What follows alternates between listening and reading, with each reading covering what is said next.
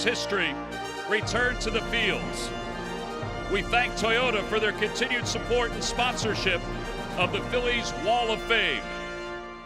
Tonight, we induct the 43rd and 44th Phillies legends into the Toyota Phillies Wall of Fame, a tradition that began in 1978 at Veterans Stadium. And now, please welcome our legendary announcer of 50 years, Dan Baker, as he announces our Wall of Famers. Thank you, Tom.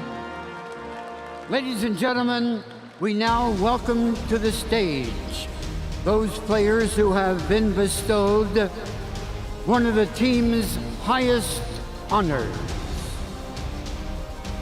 Steve Carlton.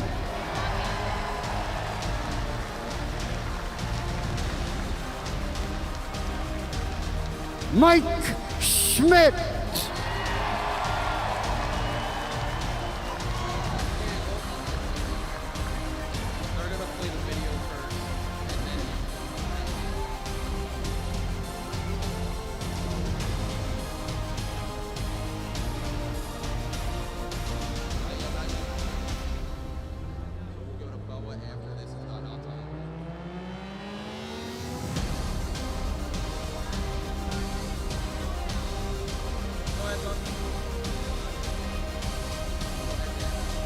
Larry Boa.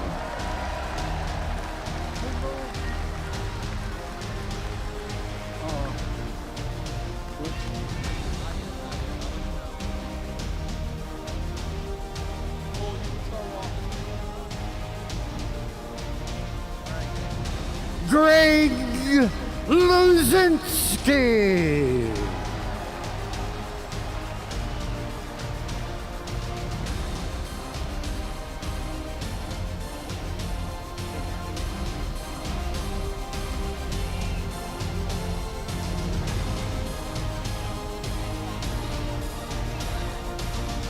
Bob Boone.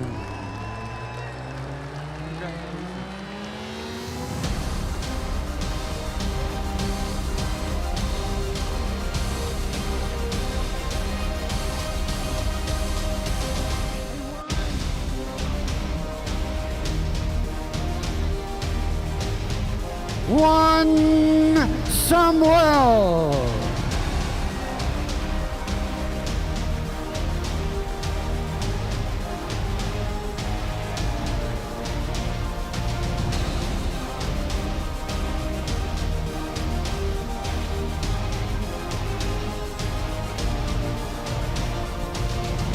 John Kruk.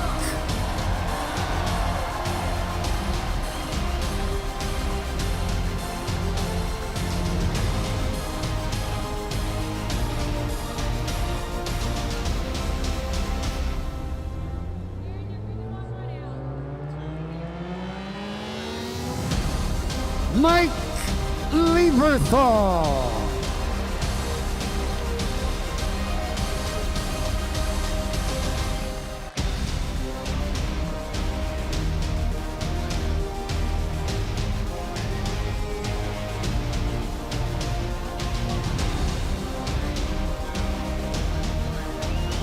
Charlie Manuel.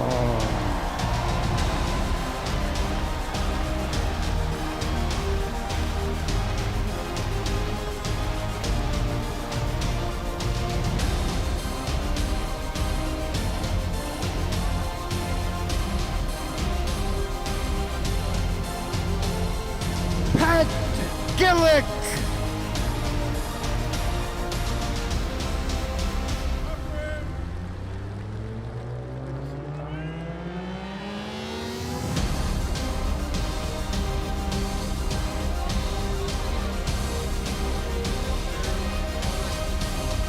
Bobby Abreu.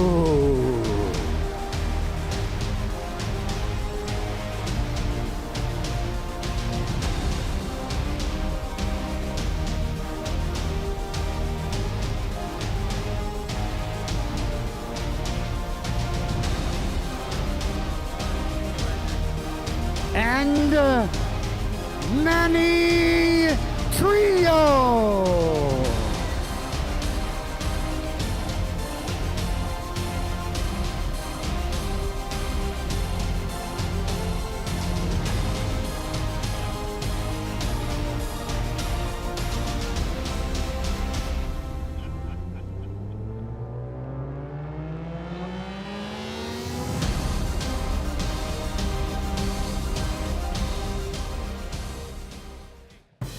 Thank you, Dan. Fans, as we kick off this weekend's tribute to the 1980 World Champion Phillies, we are proud to welcome members of that legendary team that are here tonight.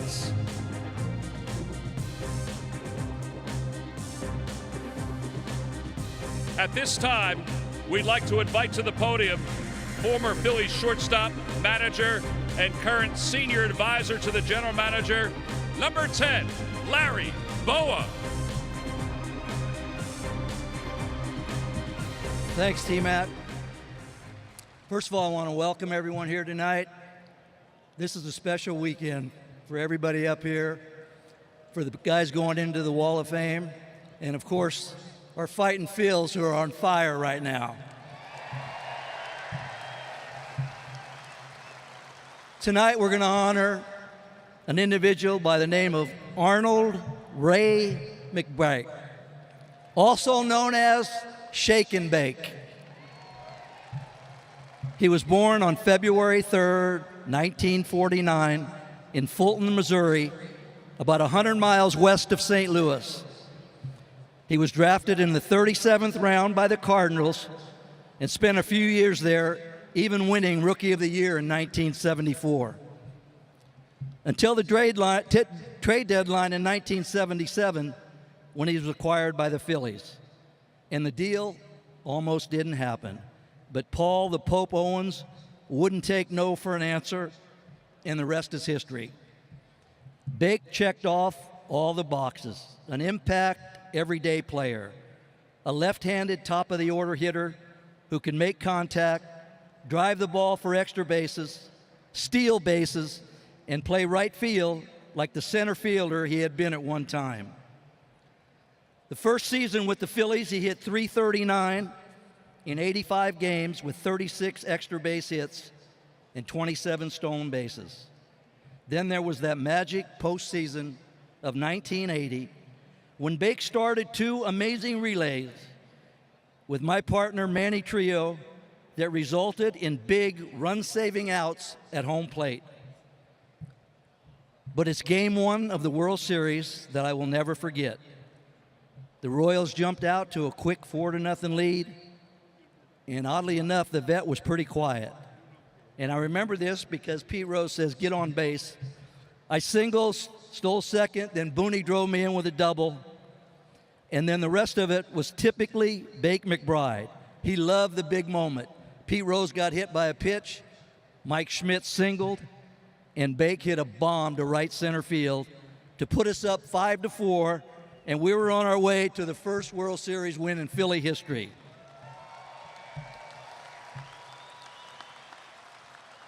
Bake always reminded us of the great Cleveland running back, Hall of Famer, Jim Brown, who would always walk back slowly to the huddle like he was done for the day, and then he'd explode for a big gain on the next play. And that was Bake. He had that slow walk to the plate, then he would hit a ground ball to short, go down the line like a bullet, and beat the play. He had that closed, pigeon-toed stance, and his hitting philosophy was to hit the ball as hard as you can and stay in the middle of the diamond. He used a short bat with a thin handle and a big barrel, and he barreled everything up.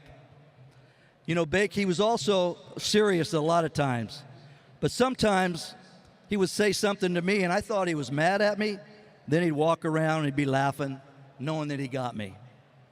There were many reasons why we're able to ride down Broad Street as world champions. One of the main reasons was a contribution of Bake McBride. Bake, you were one hell of a player, and you are now a Phillies Wall of Famer. It's my honor to welcome you to the club, my friend. Now please direct your attention to Fanavision for this special tribute to my teammate, Bake McBride. In 1980 for the Phillies, playing right field on a couple of bunged up knees. All he did is drive in more runs than he ever had in his career. Shake and Bake McBride. The thing about Bake is when he came over to us, it changed the whole thing on our ball club. He was a good defensive right fielder. 2 strikes didn't bother him. He'd work counts. He had some big hits for us. There's no question about it. He was a line drive, gap-to-gap hitter, could steal bases. He hit, sometimes he hit the top, sometimes he hit fifth.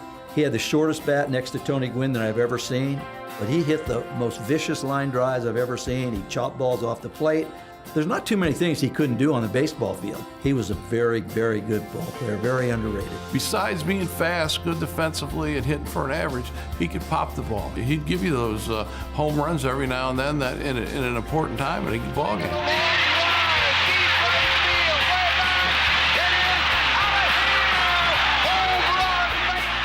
Bake was a great teammate. He wanted to win. All he talked about, we got to win this thing. We got to win the World Series. I want a ring. That was the mentality of him. You know, he wasn't selfish at all. I seen him lay down bunts when he had to. Man on second, no outs, he'd pull a ball where you have to pull it. He was a team player, and he did a lot of good things for us. Bake was a good teammate, very good teammate. Didn't say much. He said something when he had to say it.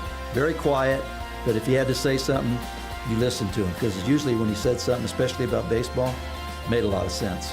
He was that little piece of the puzzle that people don't think about a lot of times. You know, they think about the ball going over the boards all the time, home runs, doubles, and that. Bake did all that. Bake was the quiet part of the machine that didn't squeak. He kept us going. Right to the corner to pick it up. Pujols being waved around. He got the ball quick. He had a good arm, but he'd always hit the cutoff man, and we were always in the right place at the right time. Those plays go unnoticed until you sit back and sort of think about how you got there. And those were big, big outs that we got. Fundamentally, Bake McBride was a very sound baseball player. You have to talk to teammates to see the importance that these guys had to our ball club. I would say he would be a guy that if he wasn't on our team, I don't think we would have won the World Series. That's how important I thought he was. But no one really talks about Bake because he wasn't inducted into the Hall of Fame. But you look at his numbers, especially that year in '80, and even the 4 or 5 years that he played here in Philly, they were very consistent. I think as we look back, when I say we, this entire '80 team, we couldn't have done it without Bake McBride.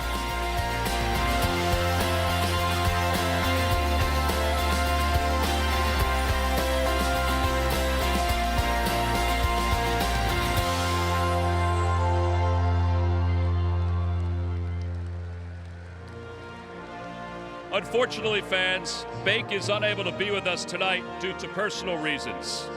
The Phillies once again congratulate Bake McBride on his induction into our Toyota Phillies Wall of Fame. Let's give him one last round of applause that he can hear all the way to Missouri.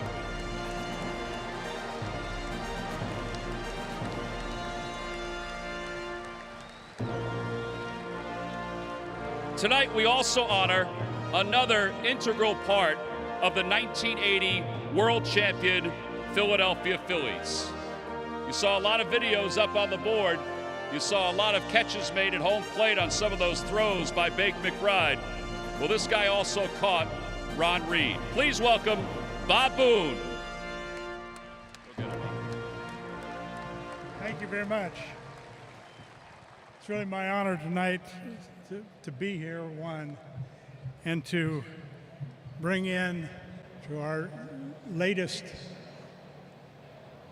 former Philly in Ron Reed. Ron Reed was brought to the club with Paul Owens, Bill Giles, that made our team a winner in 1980. And when we got Ron Reed and he mixed with Tug McGraw, all of a sudden, the end of the games got real tight, and we were able to hang through. Ronnie was a terrific pitcher, battled his rear end off as much as you can, would take the ball anytime, and would come in and blow them away. And it was a huge difference for me getting to catch him and see what happened to our team in 1980. I know when that season ended and we were enjoying everything that happened, I know for me, I always felt Ron Reed had a huge reason for us winning in 1980 after struggling through a lot of playoffs to get there. But when we had Ron and Tug McGraw at the bad end of the games, it was night and day difference.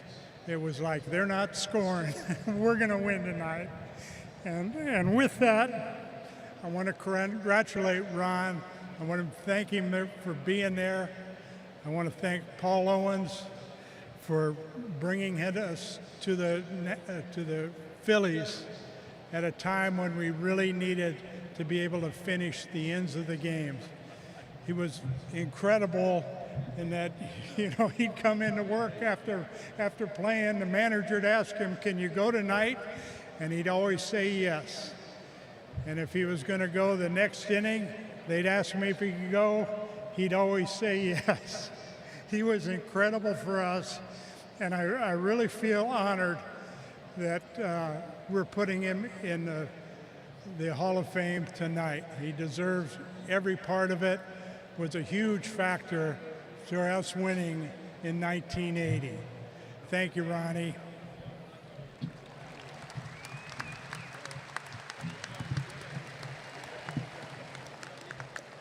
Fans, it was a special career that featured over 100 wins and over 100 saves. Not many folks were able to accomplish that. Please direct your attention to Fanavision for a special tribute to Ron Reed.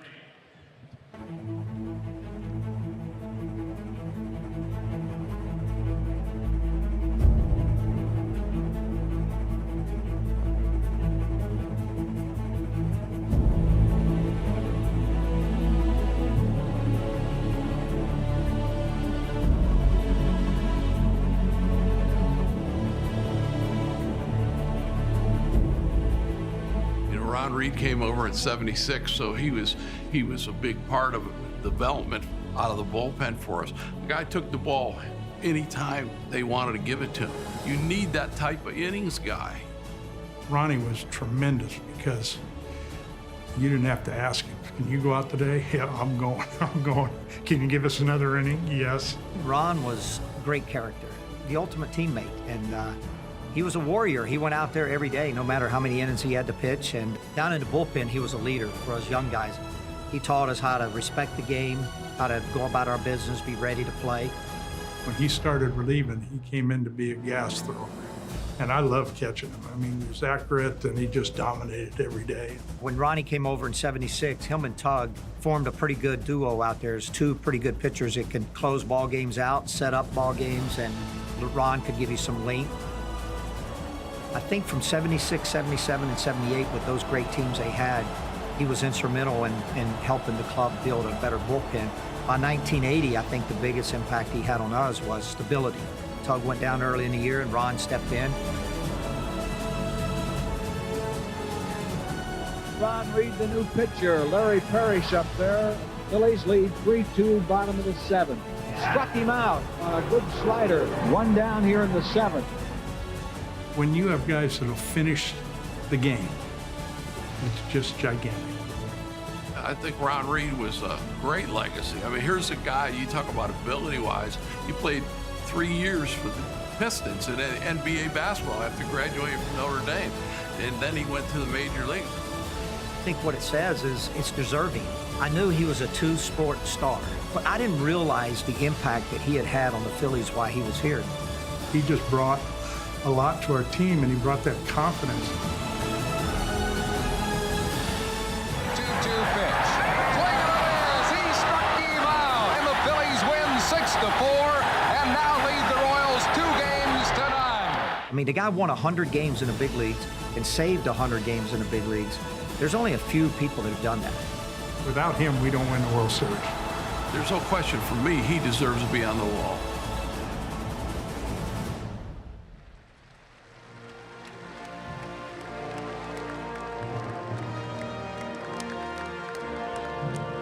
Pretty profound words. Without him, we would not have won the 1980 World Series championship. Ladies and gentlemen, please join me in welcoming to the stage 2022 Wall of Fame inductee, Phillies relief pitcher number 42, Ron Reed.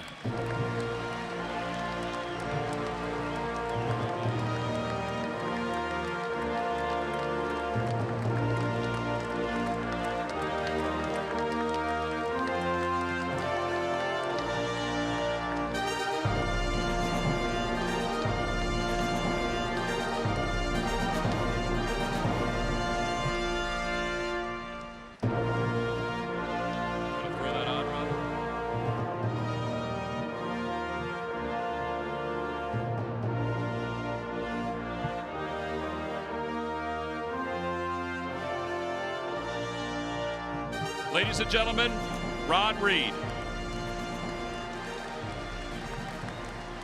Thank you, thank you. Wow, what an honor. When I first got traded to the Phillies to start the 1976 season, I could not wait to be a starting pitcher with that ball club. I had faced them when I was with the Cardinals, I had faced them when I was with the Braves, and I knew this team was coming on real strong. When I got to during the spring training area, Paul Owens and Danny Ozark came up to me about halfway through, and he said, "Ron, we decided we're going to make you a reliever." My first reaction was, "Would you guys please trade me immediately?" I said, I know nothing about being a reliever. I've been a starter my whole career. I had a little bit of arm problems in Atlanta, and I didn't think I could hold up to the throwing, all the throwing you had to do as a reliever. Sometimes we'd be up 5, 6, 7 days a week in a row and have to throw. Well, Paul Owens came over to me and he said, "Ron, we want you in the bullpen with Gino, of course, Gene Garber, and Tugger. We want you to be a part of the threesome to come into the 6th inning on." He said, "If you don't like it, somewhere around the All-Star break, I'll try to move you if you're not doing the job or you don't like it." Man, am I happy that man did not trade me.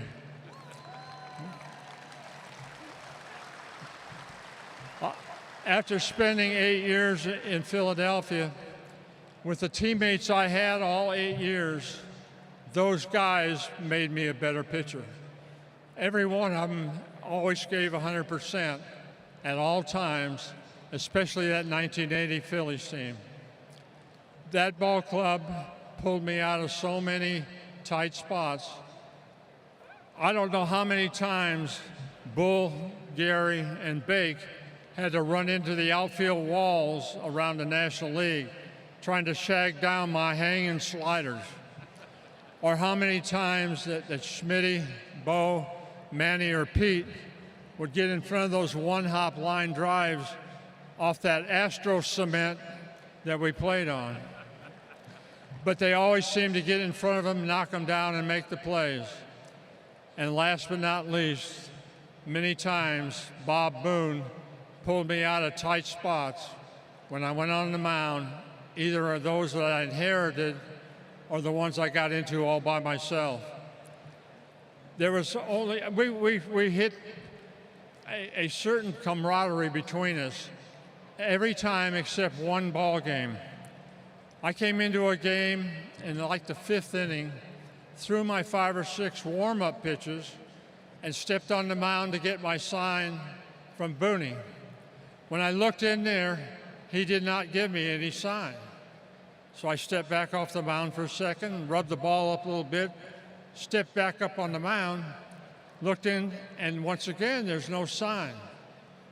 Finally, I gave him a look like, "Hey, Booney, I'm ready."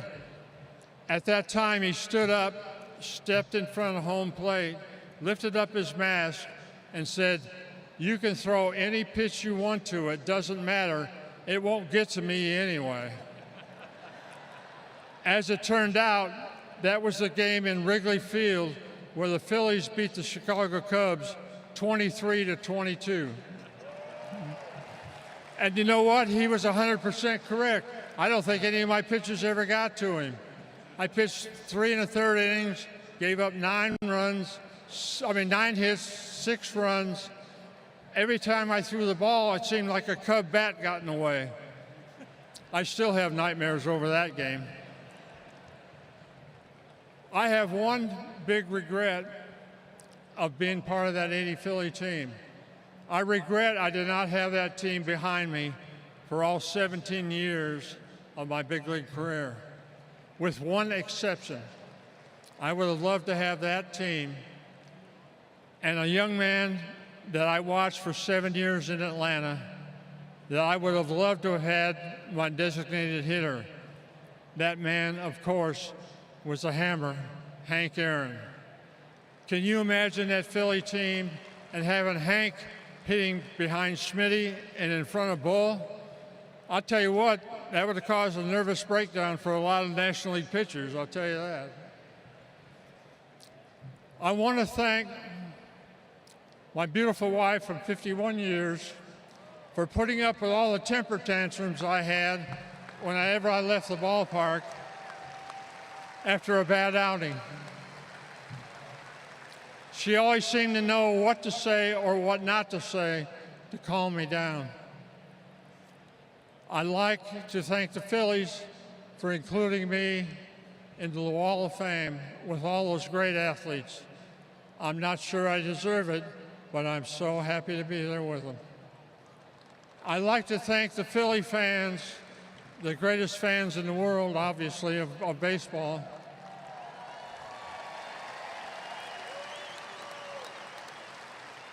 I want to thank you for all the times that I walked off the mound and given me the hand for doing my job, and all the times I walked off the mound when I didn't do my job and you reminded me I needed to work a little harder on my pitching. But most of all, I'd like to thank my teammates from the 1980 Philly team. Without them, I would not be here. Thank you. Very nice.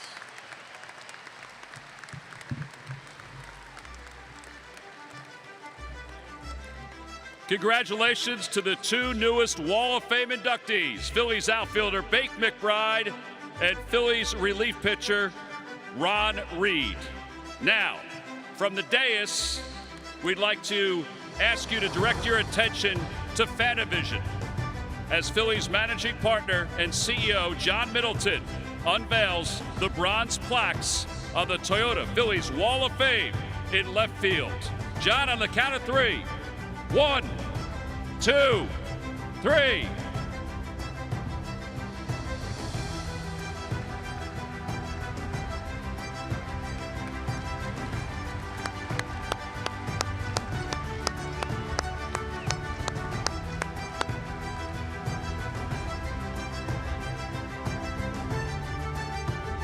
Now, Ron, as a tradition, we'd like to invite you to take a victory lap around the field in this beautiful Toyota Tundra.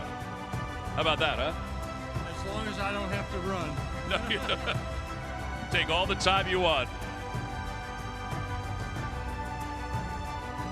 As our Wall of Famers exit, how about another great round of applause for all of them for what they've done for the Phillies and the Phillies fans.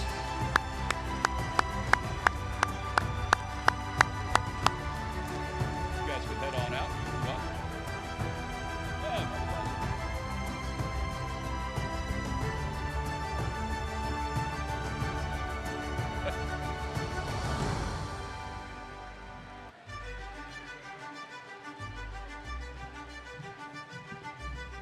Go get him, Chuck.